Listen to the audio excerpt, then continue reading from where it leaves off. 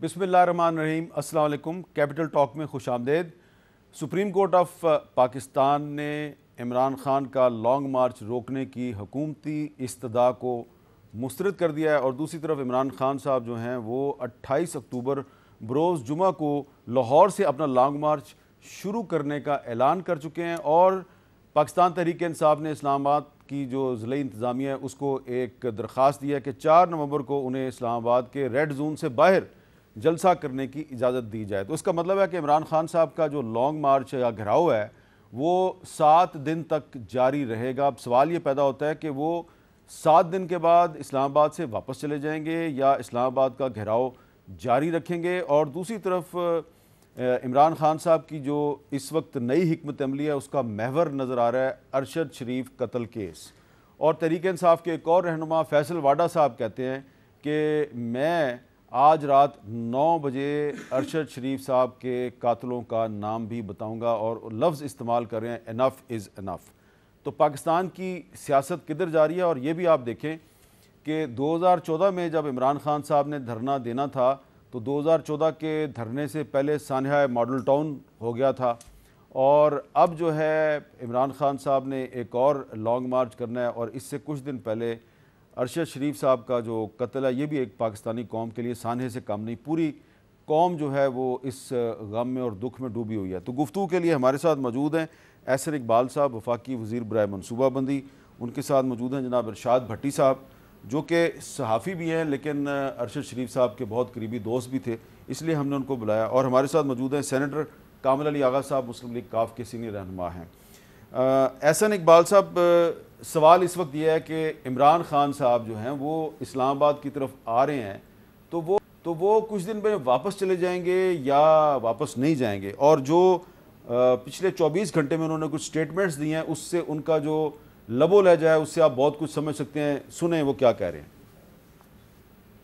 शहबाज शरीफ, तुम तो वैसे ही बड़ा डरते हो, तुम्हारा तो मुझे अभी लग रहा है कि हाल खस्ता है। ये जो तुम्हारा कातिल इंटीरियर मिनिस्टर राना सनाउल्लाह, तुम भी तैयार हो जाओ और जो तुम्हारे हैंडलर हैं वो भी सब देखेंगे कि इस मुल्क की तारीख का सबसे बड़ा अवाम का समुंदर इंशाअल्लाह इस्लामाबाद पहुंचेगा और हकीकी आजादी लेके आएगा। तो एहसन इकबाल साहब, वो शहबाज शरीफ और राना सनाउल्लाह के साथ साथ कुछ हैंडलर्स का जिक्र कर रहे हैं और कह रहे हैं कि अवाम का सिलाब आएगा और हकीकी आज़ादी लेके वापस जाएगा। इसका मतलब है कि आपकी हुकूमत हटा के ही वापस जाएगा। देखिए, पहली बात तो यह है कि अगर इमरान नियाज़ी साहब को इतनी बहादुरी है कि वो आज़ादी दिलाना चाहते हैं, ग़ुलामी का तौक कौम के गर्दन से निकालना चाहते हैं, तो वो इशारे किनाइयों में क्यों बात करते हैं ना, खुल के बात करें। कौन है हैंडलर, नाम लें। अगर वो कहते हैं कि उन्हें पता है कि अरशद शरीफ साहब को, जिनकी जो हलाकत है, हम सब अफसरदा हैं, बहुत अफसोसनाक वाक़या है कि उन्हें पता है कि किसने मारा है, नाम लें। अपने तो खौफ का ये आलम है कि वो खुल के कोई बात भी नहीं कर सकते, इशारे किनाइयों में बातें करते हैं और चले हैं वो कौम को आज़ादी दिलाने के लिए। असल बात यह है कि उनका एजेंडा कुछ और है। अगर इमरान खान साहब ये कहते हैं कि इलेक्शन कराने हैं, ये बात इमरान खान साहब को भी पता है कि अगले 6-8 महीने से पहले इलेक्शन नहीं हो सकता। उसकी बुनियादी वजह यह है कि आपके 2 सूबे सैलाब की वजह से तबाह बर्बाद हो चुके हैं। आपकी 3.25 करोड़ आबादी उस सैलाब का निशाना बन चुकी है और 6-8 महीने से पहले ये लोग जिनके सरों पे छत नहीं है, जिन्होंने अपने घरों की तामीर करनी है, ये इलेक्शन का नाम भी सुनने के लिए तैयार नहीं है। ये उनको भी पता है। दूसरी बात, ये उन्हें पता है कि सिंध के अंदर उनका मुतालबा है कि नई मरदमशुमारी के बगैर इलेक्शन नहीं होने चाहिए और नई मरदमशुमारी मार्च में आएगी, जिसके बाद 4 महीने आपको हल्का बंदी के लिए चाहिए। तो इमरान खान साहब अंदर से बखूबी जानते हैं कि अक्टूबर 2023 से पहले इलेक्शन नहीं हो सकता। अलबत्ता वो जो, अगर आप पूरी देखें, कैंपेन चला रहे हैं पिछले 2-3 महीने से, उनका पूरा जो मतमे नज़र है वो नवंबर के गिर्द, वो उससे पहले ये सारा एक माहौल बना रहे हैं, जबकि मुल्क के अंदर एक अपॉइंटमेंट होनी है। तो ये एक इलेक्शन का तो कवर है उनका। वो दरअसल पाकिस्तान के अंदर जो हमारे कौमी इदारे हैं उनको पोलिटिसाइज़ करने के एजेंडे के ऊपर हैं, मुल्क के अंदर इंतशार फैलाने के एजेंडे पे। और एक बात बड़ी अहम है, हमेशा जब पाकिस्तान के चाइना के साथ ताल्लुकात नए मोड़ पे जाते हैं, بحالی کی طرف جاتے ہیں، ترقی کی طرف جاتے ہیں، یہ ایک ڈسرپٹر آ جاتے ہیں. جیسے کہ پہلے ان کا لانگ مارچ جو ہے وہ چین کے صدر کا دورہ ملتوی کرنے کا باعث بنا. اب کل ہماری 11ویں JCC کی میٹنگ ہے. 1 نومبر کو وزیر اعظم پاکستان چائنا کے دورے پہ جا رہے ہیں، جس کی بڑی اہمیت ہے کہ چین کے صدر کا جو نیا انتخاب ہوا ہے، اس کے بعد پہلے بین الاقوامی رہنما ہیں جن کو دعوت دی گئی ہے کہ وہ چین کے صدر کو ملیں. یہ پاکستان کے لیے اعزاز ہے اور ایک اپرچونٹی ہے. پھر سعودی عرب کے ولی عہد بھی نومبر میں پاکستان آ رہے ہیں. اب عمران صاحب کیا امیج دینا چاہتے ہیں دنیا کو کہ پاکستان ڈی سٹیبلائز ہے؟ تو آپ انہیں الیکشن کی ڈیٹ دے دینا. الیکشن کی ڈیٹ میں ابھی آپ کو دے دیتا ہوں. اکتوبر 2023 میں انشاءاللہ الیکشن ہوگا. کیوں؟ اس لیے کہ 6 مہینے تک تو سندھ بلوچستان ریڈی نہیں ہے. پھر مردم شماری ہے. اس کے بعد 4 مہینے چاہیے الیکشن کمیشن کو حلقہ بندی کے. تو یہ اگست میں جا کے کام مکمل ہوتا ہے اور یہ وہی وقت ہے جب اسمبلیاں اپنی مدت پوری کریں گی. اچھا کامر علی آقا صاحب، یہ جو احسن اقبال صاحب کہہ رہے ہیں کہ ہم ڈیٹ دے دیتے ہیں اکتوبر 2023 میں نیا الیکشن ہوگا، تو کیا عمران خان صاحب اس ڈیٹ کو قبول کرنے کے لیے تیار ہوں گے؟ یہ تو بات دیکھیں نا، جب وہ کہتے ہیں کہ اپنا تاریخ کے اوپر بیٹھ کے بات کرو تو بیٹھ کے بات کر لیں. یہ انہوں نے ماننا ہے، ہم نے ماننا ہے. عمران خان مان جائیں گے تو پوری قوم مان جائے گی. بات یہ نہیں ہے، دیکھیں یہ گوں میں ڈالنے والی بات نہیں ہے. اور یہ جو کہتے ہیں نا یہ الیکشن یہ اکتوبر سے پہلے نہیں ہو سکتا 2023 میں. بات یہ ہے کہ اس ملک کے اندر الیکشن جب بھی ہوا ہے 18 سال جو ہے مردم شماری نہیں ہوئی. الیکشن ہوتا رہا کہ نہیں ہوتا رہا. یہ الیکشن اب تو دیکھیں نا، اب تو چند سال پہلے مردم شماری ہو چکی، اس کے اوپر الیکشن ہو چکے. اب دوبارہ اس مردم شماری کے اوپر الیکشن ہو سکتے ہیں. آئینی طور پہ، قانونی طور پہ الیکشن ہو سکتے ہیں. یہ تو عام آدمی کے ذہن کو ابہام کریٹ کرنے کے لیے اس قسم کی باتیں کرتے ہیں. یہ والی بات قطعی طور پہ نہیں ہے.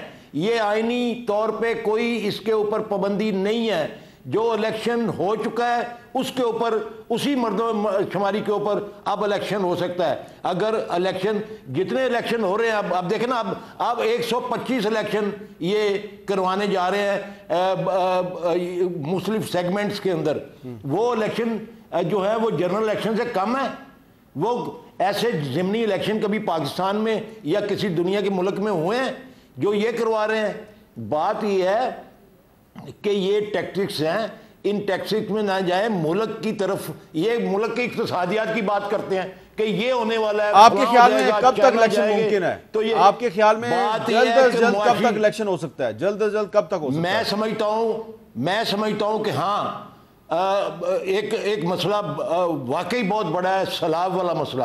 لیکن یہ اگر 3 ماہ بعد الیکشن کروائیں گے تو یہ الیکشن تو کے راستے میں سیلاب والا مسئلہ تو ختم ہو چکا ہوگا.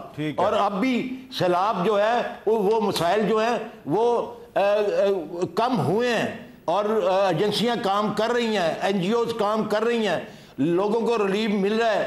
حکومت اگر نہیں کوئی کر رہا تو وفاقی حکومت نہیں کر رہی اور سندھ کی حکومت نہیں کر رہی. آپ سندھ میں جا کے دیکھیں، لوگ پریشان ہیں. یہ کام کریں، وہاں پہ مسائل حل ہو جائیں گے. دنیا نے ان کو سامان لاد کے بیچ کے، یہ ٹینٹ آتے ہیں تو ٹینٹ ان کے گوداموں میں سے اپنا میسر برآمد ہوتے ہیں. 1100 ٹینٹ جو ہیں وہ بکنے کے لیے پڑے ہوئے ہیں. جناب یہ حالات ہوں جہاں پہ ان کا ایڈمنسٹریٹو کنٹرول نہ ہو، اور صوبے جو ہیں جن کے اندر سب سے زیادہ سیلاب آیا، تباہی ہوئی، وہاں پہ ان کی ایڈمنسٹریشن کا یہ حال ہے.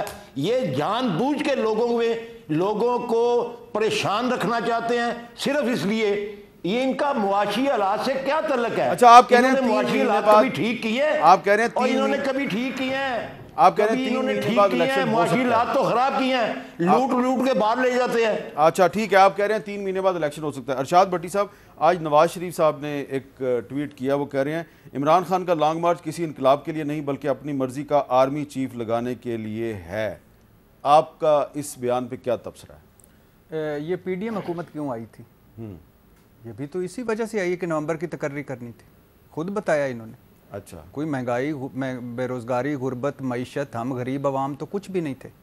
یہ تو تھا کہ نومبر کی تقرری کرنی ہے, نیب مکانا ہے, EVM لگانی ہے, نواز شریف صاحب کی واپسی کرنی ہے اور کیسز ختم کرانے ہیں. وہ سارا ایجنڈا یہ تو میری طرف سے تو کچھ نہیں.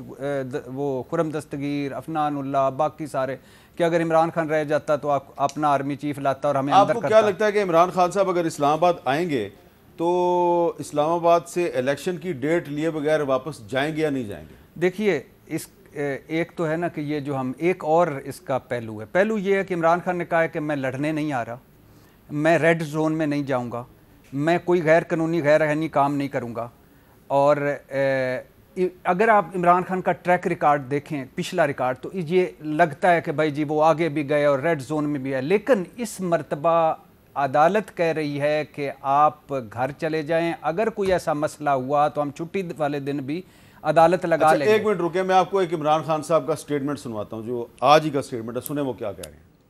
میں یہ جو نکل رہا ہوں یہ مارچ نہیں ہے, یہ انقلاب ہے. نامعلوم نمبر سے ٹیلی فون آ جاتا ہے, جی یہ نہیں کرو گے تو ہم یہ کر دیں گے. ہمیں یہاں کہا گیا کہ جی ہم نیوٹرل ہیں, طاقت آپ کے پاس ہے اور ہم نیوٹرل ہیں. میرے گھر پہ ڈاکہ پڑ جائے اور چوکیدار کہے جی میں نیوٹرل ہوں, میں کچھ نہیں کرتا. ان کے اوپر ڈاکوؤں کو بٹھا کے اور کہیں جی ہم تو جی نیوٹرل ہیں. دو چیزیں وہ کہہ رہے ہیں, یہ مارچ نہیں یہ انقلاب ہے. ٹھیک ہے, تو انقلاب جو ہے وہ صرف ایک مخصوص علاقے میں جلسہ کرنے سے انقلاب نہیں آتا, اور ساتھ وہ نیوٹرلز کو بھی بار بار اٹیک کر رہے ہیں, بار بار کبھی ہینڈلرز کہہ رہے ہیں, کبھی نیوٹرل کہہ رہے ہیں. تو آپ کو لگتا نہیں عمران خان صاحب کھلم کھلا لڑائی کے لیے آ رہے ہیں؟ نہیں, آپ کیوں اس طرح ازیوم کرتے ہیں؟ میں تو سوال کر رہا ہوں. نہیں بالکل بھی نہیں. دیکھیں اب چیزیں بدل گئی ہیں. اب عمران خان صاحب آئیں, ان کو میں تو کہتا ہوں یہ سارے کنٹینر ہٹائیں, سارے رستے کھلے رکھیں, سپریم کورٹ میں ایک درخواست دیں کہ جناب ان کا مارچ آئینی حق ہے وہ کریں. مجھے لگتا ہے دیکھیں حکومتیں کب جاتی تھیں, پہلے تھی 52(8)B, پیچھے صدر صاحب ہوتے تھے, آگے ایک لانگ مارچ اور حکومت پیچھے سے اسمبلیاں توڑی, پھر تھی اسٹیبلشمنٹ پیچھے. اب اسٹیبلشمنٹ نیوٹرل ہو گئی. اب کبھی بھی وہ حکومت اس طرح جتھے لا کے نہ عمران خان کی گرانی چاہیے نہ شہباز شریف کی گرانی چاہیے, یہ تو طے ہے. لیکن آئیں لانگ مارچ کریں, اور سپریم کورٹ ایک منٹ نہیں کوئی رستہ بند کرنے دے گی, ایک منٹ ریڈ زون میں نہیں. توہین عدالت سے پہلے وہ مشکل سے بچیں, ایک درخواست ان کے پاس ہے وہ نہیں کریں گے. یہ ان کا ایک بیانیہ ہے, بیانیہ چلنے دیں. ہم ازیوم کر رہے ہیں وہ جو آپ سمجھ رہے ہیں وہ ریڈ زون میں نہیں آئیں گے؟ نہیں, بالکل بھی نہیں ہے. کیسے آ سکتے ہیں؟ ٹھیک ہے, سپریم کورٹ بیٹھی, انہوں نے کہا چھٹی والے دن آ جائیں گے. عمران خان نے سپریم کورٹ کو نہ مان کے توہین عدالت لگوا کے اپنی سیاست ختم کرنی ہے. یہ آپ نے بڑی اہم بات کی. اچھا احسن اقبال صاحب, اگر عمران خان صاحب ریڈ زون میں نہیں آتے اور جہاں وہ کہہ رہے ہیں کہ مجھے 4 نومبر کو جلسہ کرنے کی اجازت دیں, تو حکومت کو چاہیے اجازت دے دے, کیونکہ اس سے پہلے مولانا فضل الرحمان صاحب آئے, عمران خان صاحب کی حکومت تھی, وہ کافی دن تک بیٹھے رہے. بلاول صاحب آئے تو انہوں نے تو ڈی چوک میں جلسہ کیا. تو اگر فضل الرحمان صاحب اور بلاول صاحب لانگ مارچ کر کے اسلام آباد آ سکتے ہیں تو عمران خان کو بھی آنے دیں. دیکھیے عمران خان صاحب کا ایک آئینی اور جمہوری حق ہے کہ وہ اگر احتجاج کرنا چاہتے ہیں, جلسہ کرنا چاہتے ہیں, تو یہ ان کا بنیادی جمہوری حق ہے.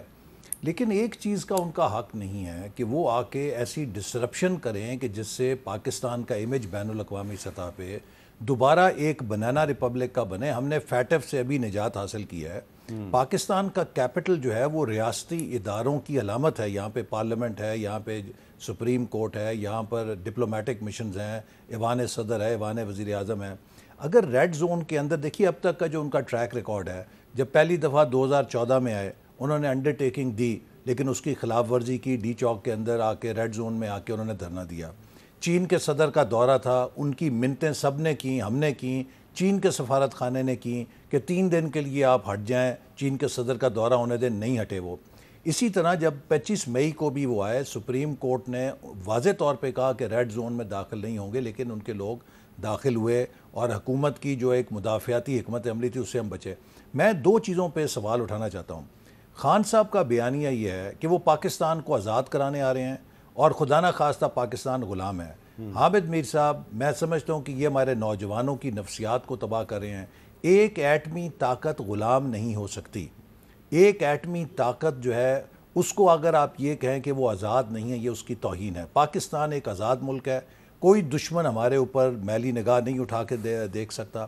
دوسری بات, انہوں نے کہا جی یہ ڈاکوؤں کو بٹھا دیے نیوٹرل. ایک ڈاکو آپ کے سامنے بیٹھا ہے. مجھے عمران خان نے جلسے میں 2 دفعہ نام لے کے ڈاکو کہا. کس بنیاد کے اوپر؟ کہ ایک جھوٹا کیس نارووال سپورٹ سٹی کا ان کی حکومت نے بنایا، مجھے سزائے موت کے قیدی کی چکی میں پھینکا، اس کے بعد نئے قانون کے تحت نہیں، پرانے قانون کے تحت اسلام آباد ہائی کورٹ نے اس کیس کا جائزہ لیا اور اٹھا کے اس کو ردی کی ٹوکری میں پھینک دیا۔ شہباز شریف صاحب کا کیس لے لیجئے، جس کیس کے اوپر یہاں پر ان کے خلاف شہزاد اکبر صاحب یوں کاغذ لہراتے تھے، وہ سارا ثبوت جو ہے انہوں نے نیشنل کرائم ایجنسی برطانیہ کو بھیجا، برطانیہ کی کرائم ایجنسی نے اٹھا کے ردی کی ٹوکری میں پھینک دیا۔ شاہد خاقان عباسی آج کس کیس کو بھگت رہا ہے، رانا ثناءاللہ کس کیس کو بھگت رہا ہے، یہ ڈاکوؤں کے کیس ہیں۔ اصل بات یہ ہے کہ آپ نے قوم کے اندر ایک تقسیم پیدا کر دی ہے، آپ کی اپنی فورن فنڈنگ پکڑی گئی ہے، توشہ خانہ میں آپ پکڑے گئے ہیں، اپنی چوری کی آپ بات میں الیکشن کمیشن کا فیصلہ جو ہے اس نے تو عمران خان کا کچھ نہیں بگاڑا۔ نہیں دیکھیے کیوں نہیں بگاڑا، میں سمجھتا ہوں کہ جو لوگ نیوٹرل ہیں، جو آبجیکٹیو ہیں، مجھے بہت سارے لوگ ملے ہیں جو پی ٹی آئی کے ہمدرد تھے اور انہوں نے کہا کہ یہ جو چیزیں تفصیلات آ رہی ہیں ہمارے لیے ناقابل یقین بھی ہیں اور ناقابل قبول بھی ہیں۔ اسی طرح فورن فنڈنگ کیس کے اندر خفیہ اکاؤنٹ چلائے گئے، لوگوں کا باہر سے پیسہ لا کے، کیوں نہیں، مجھے اس سوال کا جواب دیں، شہباز شریف تو ڈیلی میل کو جا کے مقدمہ کر دیتا ہے، عمران خان صاحب آج 3 مہینے ہو گئے ہیں، فائنینشیل ٹائمز کے خلاف کیوں نہیں لندن میں مقدمہ کر رہے؟ ٹھیک ہے۔ اچھا، اب کامل علی آغا صاحب ایک اور بھی سوال اس وقت جو ہے وہ زیر بحث ہے۔ ایک طرف فیصل واڈا صاحب کہہ رہے ہیں کہ میں بہت جلدی، یعنی کہ چند گھنٹوں میں ہی میں ارشد شریف صاحب کے قاتلوں کو بے نقاب کرنے والا ہوں، اور عمران خان صاحب بھی بار بار ارشد شریف صاحب کا ذکر کر رہے ہیں، اور آج تو انہوں نے کافی سخت باتیں کی ہیں اس حوالے سے، ذرا سنیں انہوں نے کیا کہا ہے۔ تم نے ارشد شریف کو جو شہید کیا، یہ نہ سمجھو کہ قوم ڈری ہے۔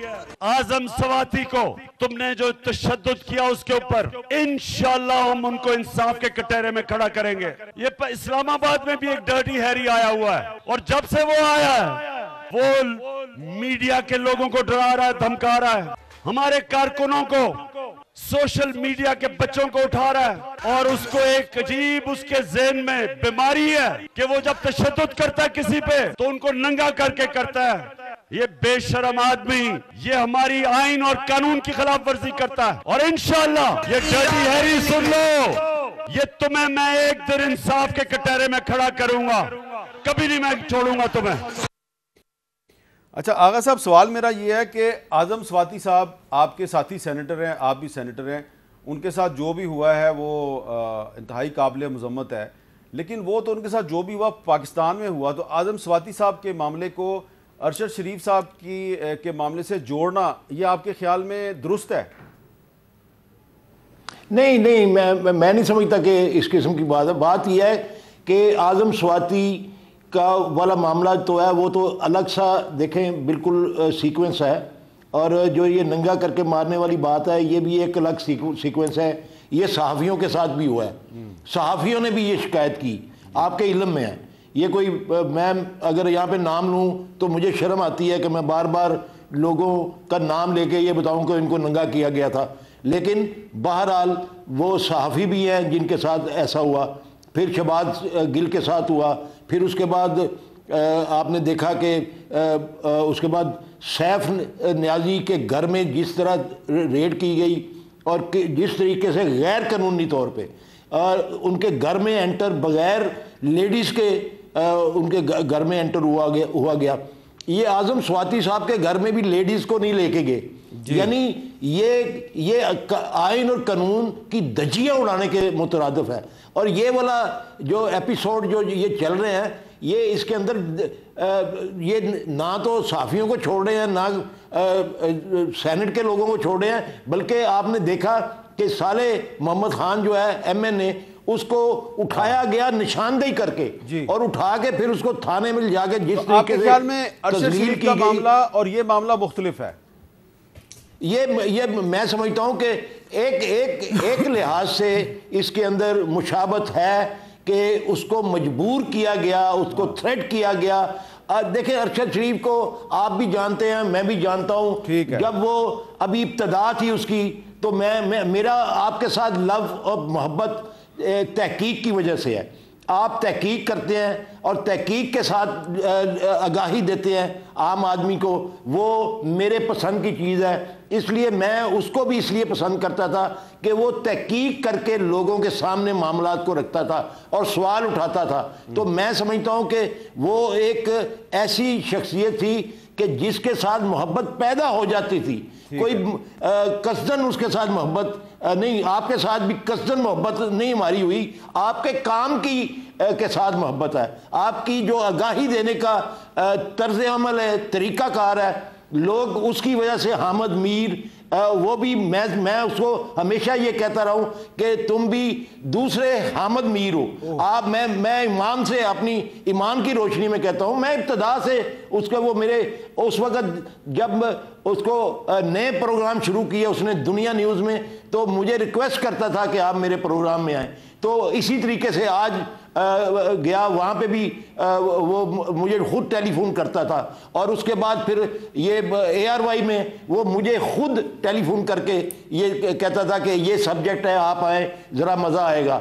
تو یہ محبت اس نے پیدا کی تھی، جس کی وجہ سے میں یہ کہتا ہوں کہ بہت بڑا قومی سانحہ ہے اس کی شہادت، اور میں اس بات کو یہ بار بار کہوں گا کہ تمام صحابی برادری کو یکجان ہو کے ان اقدامات کے خلاف کھڑے ہونا چاہیے، ورنہ باریاں پھر سب کی لگ جائیں گی۔ بالکل ٹھیک ہے، آپ نے صحیح کہا ہے، کے لیے قوم کے لیے اچھی بات نہیں ہوگی۔ اچھا، میں ارشاد بھٹی صاحب آپ کو مراد سعید صاحب کا ایک دعویٰ سنانا چاہ رہا ہوں، 2 مہینے پرانا، اگست میں انہوں نے یہ بات کی تھی، ذرا سنیں۔ اطلاعات آتی ہے تھریٹ الرٹس ہے، وہ تھریٹ الرٹ میں خود دیکھ چکا ہوں جو لیٹر گردش کر رہے ہیں کہ ان کے حوالے سے کوئی کسی اور ملک میں کوئی پلاننگ ہوئی ہے اس کو ٹارگٹ کرنے کے لیے، اس کی زندگی خطرے میں، اور ارشد شریف صاحب کو ٹارگٹ کیا جا سکتا ہے۔ اب یہاں پہ بھی سوال جنم لیتا ہے کہ کسی اور ملک کا کیا تعلق، اس نے تو پروگرام کسی اور حوالے سے کیے ہیں۔ یہ اطلاعات آ رہی ہے اور یہ خبریں گردش کر رہی ہے کہ کسی کو ہائر کیا گیا ہے، اور کس نے ہائر کیا ہے، اب یہ سوال موجود ہے۔ کسی اور ملک میں ارشد شریف کو ٹارگٹ بنانے کے لیے پاکستان سے کسی نے کسی کو ہائر کیا ہے، یہ بہت خطرناک بات ہے۔ بہت ہی کلیئر بات ہے کہ 16 اگست 2022 کو آج سے تقریباً 2 مہینے پہلے سابق وفاقی وزیر مراد سعید صاحب نے کہا تھا کہ ارشد شریف صاحب کو بیرون ملک قتل کرنے کے لیے پاکستان کے اندر سے کسی نے کسی کو ہائر کیا ہوا ہے۔ ارشاد بھٹی صاحب سے اس پہ بات کریں گے وقفے کے بعد۔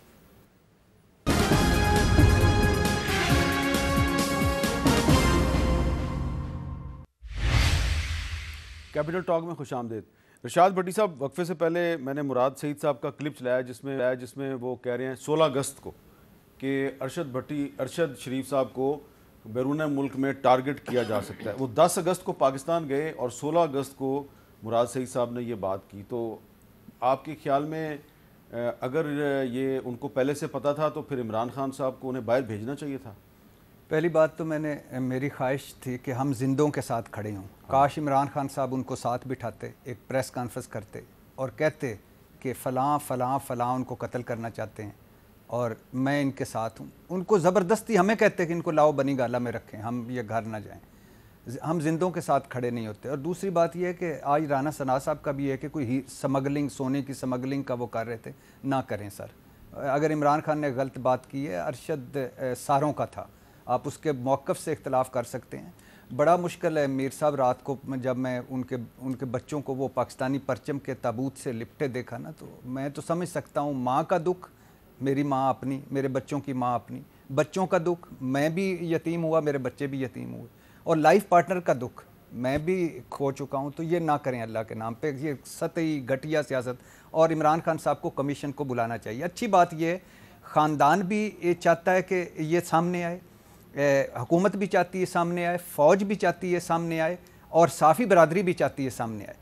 بات یہ ہے کہ ان پر دھڑا دھڑ پرچے کیوں ہوئے تھے، سوال یہ بھی ہے کہ انہیں ملک کیوں چھوڑنا پڑا، سوال یہ بھی ہے کہ انہیں دبئی سے کیوں نکلنا پڑا، سوال یہ بھی ہے کہ وہ اس طرح بے یار و مددگار کیوں قتل ہوئے، سوال یہ بھی ہے کہ کینیا پولیس کے 4 موقف کیوں ہوئے، سوال یہ بھی ہے کہ 15-16 گولیاں لگی ہیں، 13 گولیاں ارشد کی طرف کیوں لگی ہیں، 2-3 اس طرف کیوں نہیں لگی، دوسری طرف سوال یہ ہے کہ اگر وہ کوئی شبے میں مارے گئے تو ٹائر کیوں نہیں برسٹ ہوا, ڈرائیور کو کیوں نہیں قتل کیا گیا, کسی کو خراش تک نہیں آئی, ارشد کیوں قتل ہو گیا؟ اس کا مطلب مراد سعید صاحب جو کہہ رہے تھے وہ صحیح ہے. اب مراد سعید صاحب کی رات کو ہم رات اکٹھے ہی تھے صبح تک. مراد سعید کے پاس بڑے ان کے بقول خوفناک قسم کے ہیں. مراد سعید صاحب کہتے ہیں کہ 7 مرتبہ ان کو گھر سے کبھی موٹر سائیکل پہ, کبھی گاڑی پہ, کبھی کسی طرح ادھر سے ان کو گرفتار کرنے آتے تھے, ادھر سے میں لے کے بھاگ جاتا تھا. میں ان کو کے پی ہاؤس میں رکھا, میں نے ان کو کے پی ہاؤس کی سرکاری گاڑی میں لے کے پشاور گیا.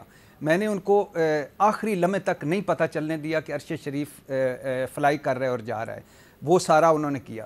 پھر مراد سعید نے اچھی بات یہ کی کہ میں یہ کمیشن کے سامنے سارا کچھ کہوں گا. اچھا ہاں, انہوں نے کہا کہ میں سارا کچھ کہوں گا. پھر مراد سعید کی ایک اور بات ہے کہ ارشد نے مجھے کال کی, اس نے کہا کہ میں کمرے میں ہوں ہوٹل میں, دبئی کی بات ہے, نیچے لوگ آ گئے ہیں.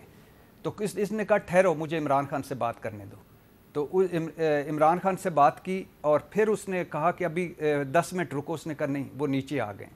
اور پھر مراد سعید نے یہ بھی کہا, اب وہ سچے ہیں جھوٹے, کہ اس نے کہا کہ میں موبائل آن رکھتا ہوں, تم سننا کہ یہ کیا کہہ رہے ہیں.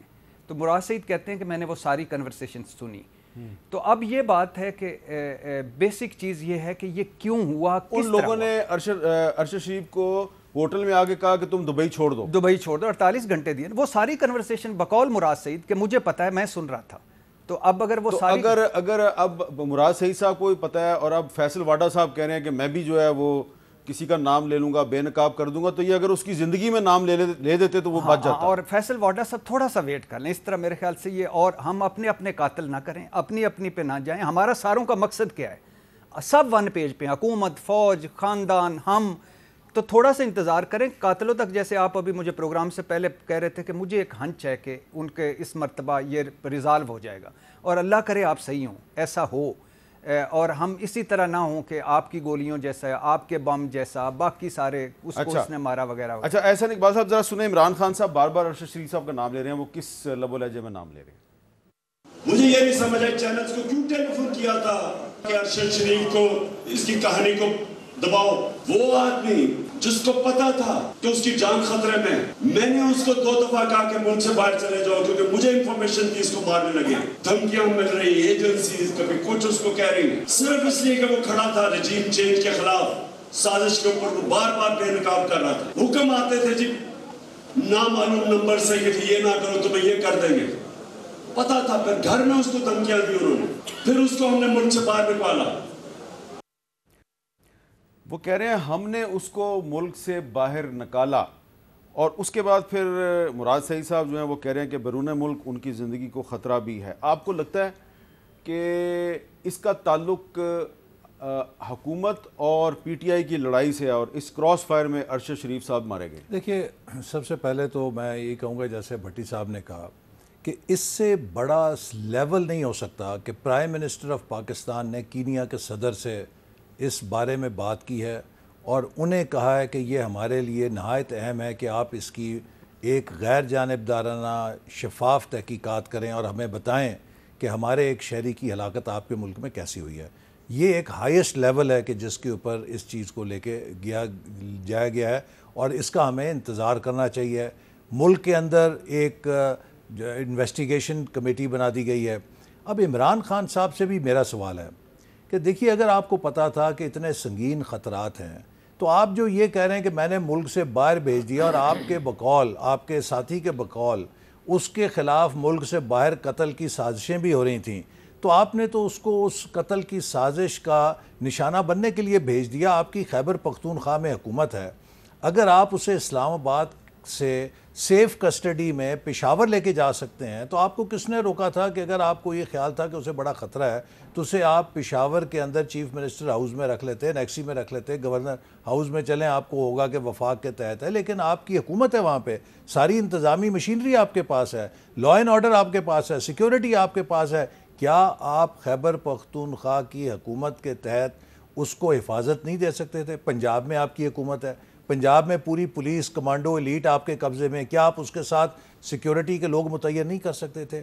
تو میرا کہنے کا مقصد ہے کہ یہ ایک بہت بڑا تضاد ہے کہ ایک طرف آپ یہ کہہ رہے ہیں کہ اس کو جان کو بڑا خطرہ تھا, آپ اس کے ہمدرد بن رہے ہیں, دوسری طرف آپ کی 2 بڑے صوبوں کے اندر حکومتیں ہیں جس میں ماشاءاللہ काउंटर टेररिज्म की भी फोर्स है, उसमें पुलिस भी है, एलीट भी है, आप उसको सिक्योर नहीं दे सकते थे, उसको सिक्योरिटी इस मुल्क के अंदर नहीं दे सकते। असल बात यह है कि इमरान खान का एक एजेंडा है, इनको दुख ये खाए जा रहा है कि इस्टेब्लिशमेंट ने इनका हाथ क्यों छोड़ दिया, वो क्यों गैर जानिबदार हो गए, इनका जो है छतरी इनके ऊपर से क्यों हटा ली, इनकी हुकूमत चली गई। और आप देखें जो भी वाकया होता है, लेकिन अभी तो उनकी जो इमरान खान साहब की तकरीरों से ये लगता है वो कभी न्यूट्रल्स का लफ्ज़ इस्तेमाल करते हैं, कभी हैंडलर्स का लफ्ज़ इस्तेमाल करते हैं, तो उनके ख्याल में तो एस्टेब्लिशमेंट न्यूट्रल नहीं है। देखें वो मुसलसल हर मौके का फ़ायदा उठा के अपनी तोपों का रुख पाकिस्तान के कौमी इदारों की तरफ कर रहे हैं। अगर हेलीकॉप्टर क्रैश होता है कोर कमांडर कोयटा का सैलाब की ड्यूटी के अंदर, उसको भी एक तमाशा बना दिया जाता है। अगर एक सहाफ़ी का कत्ल हुआ है, बजाय ये कि आप उसकी कहें कि हम आके तहकीकात में शामिल होंगे, और जैसे मैंने कहा कि पहले तो इनके पास जवाज़ नहीं है सियासत करने का, कि इन्होंने एक ऐसा बंदा जिसको इतना ख़तरा था, इनके बकौल इनको तमाम मालूमात थी, उसको उस ख़तरे के अंदर क्यों झोंक दिया, मुल्क से बाहर भेज के क्यों नहीं अपने पास हिफाजती नरगे में रखा। इस पे मैं कामिल अली आगा साहब से ये सवाल करूंगा कि क्या ये मुनासिब ना होता कि अरशद शरीफ साहब को पंजाब भेज दिया जाता और पंजाब हुकूमत उनको सिक्योरिटी फ्राहम करती, लेकिन अब वो इस दुनिया में नहीं है, लेकिन सवालात पैदा हो रहे हैं। इस पर कामिल अली आगा साहब से मैं बात करूँगा एक छोटे से वक्फे के बाद।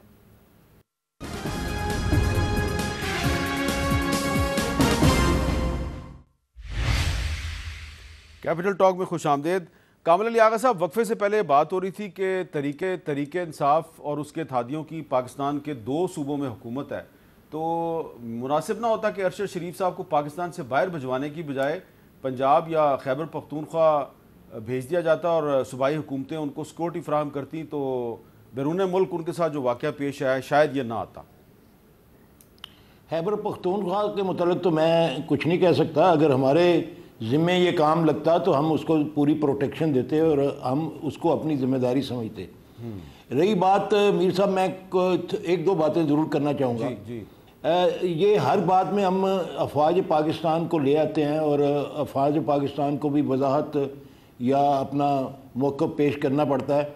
मेरे ख़्याल में जब कमांडर इन चीफ़ ने बड़े वाज़ेह अल्फाज में और DGISPR ने भी बार बार ये बात कह दी है ऑफिशियल फोरम के ऊपर कि हम सियासत में कोई दखल देना नहीं चाहते और हम अब सियासत से बिल्कुल मुबर्रा अपने जो अपना मामलात हैं उस पर ध्यान देना चाहते हैं। तो मेरे ख्याल में पाकिस्तान की जो सिक्योरिटी सूरत हाल है उसको मद्देनज़र रखते हुए हम सबको ये ज़िम्मेदारी निभानी चाहिए कि जो लोग भी इस किस्म की बात करें उनको हम तनबीह करें कि ये हमारे कौमी मफाद में नहीं है।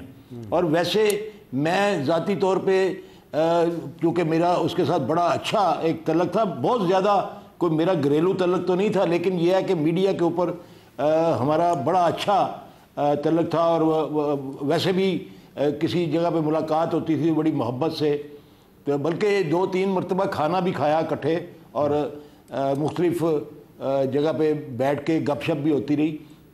मैं ज़ाती तौर पे समझता हूँ कि उसका फ़ौजी बैकग्राउंड था, उसके वालिद साहब भी बहरिया में थे और कमांडर थे, उसके बाद उसके भाई भी फ़ौज में थे और फिर उसका अपना रवैया हमेशा फ़ौज के मुतल्लिक़ बड़ा मुस्बत रहा और बड़े अच्छे प्रोग्राम पॉजिटिव उसने पेश किए और बाज़ औक़ात उसके इशारे कनाओं में भी जो बात करता था तो उसका तल्लक जो है वो ज़ाहिर करता था कि मेरा ISI के साथ और फ़ौज पाकिस्तान के साथ रवाबत हैं। तो वो मैं ज़ाती तौर पे ये समझता हूँ अपने ज़ाती मुशाहदे की रोशनी में कि उसके कोई इख्तलाफात फ़ौज पाकिस्तान के साथ ना थे ना हो सकते थे, इसलिए उसकी तरफ उसके कत्ल का इशारा देना मेरे ख्याल में ये बदतर अज़ गुनाह है और हमें सबको इससे इज्तनाब करना चाहिए और ये हमारे कौमी फरीज़े में भी शामिल है। भट्टी साहब, आप हम करते हैं आगा साहब जो दुश्मन का एजेंडा है कि फ़ौज को बदनाम किया जाए उससे बिल्कुल मैं इस वक्त चाहूँगा कि प्लीज़ अल्लाह के नाम पे थोड़ा सा वेट कर लें। ये हुकूमत ने एक कमेटी बनाई है, इसकी रिपोर्ट आने दें। हाँ, इसमें जैसे आप कहेंगे वो इंटरनेशनल फैक्ट फाइंडिंग जर्नलिज्म की वो भी यकीनियाँ पहुँच गई है, اس میں میڈیا بھی آن بورڈ ہونا چاہیے، جیسے جسٹس اطہر من اللہ صاحب نے کہا، انٹرنیشنل میڈیا بھی، یہ رپورٹ آنی چاہیے، رپورٹ کے بعد ہم ساتھ ہیں، ہم آخری دم تک ان کے لڑیں گے کہ کون تھے، کس نے کیا۔ سوال یہ بھی بڑا اہم ہے کہ کے پی میں چلے جاتے، پنجاب میں چلے جاتے، آزاد کشمیر میں چلے جاتے، جی بی میں چلے جاتے، لیکن اس سے زیادہ شرم کا سوال یہ ہے کہ انہیں ملک کیوں چھوڑنا پڑا، یہ کیوں کرنا پڑا کہ وہ جی بی جائیں، فلان جائیں، فلان جائیں، اور یہ بات D G I S P R بھی کہہ رہے ہیں، یہ ان کی والدہ نے بھی کہا، مجھے بھی کہا، آپ کو بھی کہا، اور یہ آپ بھی کہہ رہے ہیں، میں بھی کہہ رہے ہیں۔ بہت بہت شکریہ آپ تینوں کا، بہت بہت شکریہ۔ صرف میں ایک بات کہنا چاہوں گا، دیکھیے جب ہم سب کہہ رہے ہیں کہ تحقیقات ہونی چاہیے، ہمیں کوئی الزام تراشی وقت سے پہلے نہیں کرنی چاہیے، اور یہ جو لانگ مارچ ہے، میں اس پہ یہ کہوں گا کہ ہمیں اس وقت معاشی لانگ مارچ کی ضرورت ہے، فتنہ مارچ کی ضرورت نہیں ہے۔ اچھا، اور اگر میں کہوں گا کہ اگر شریف کو انصاف نہ ملا اس دفعہ، تو پھر آئندہ پاکستان کے کسی صحافی کو انصاف نہیں ملے گا۔ اجازت دیجیے، اللہ حافظ۔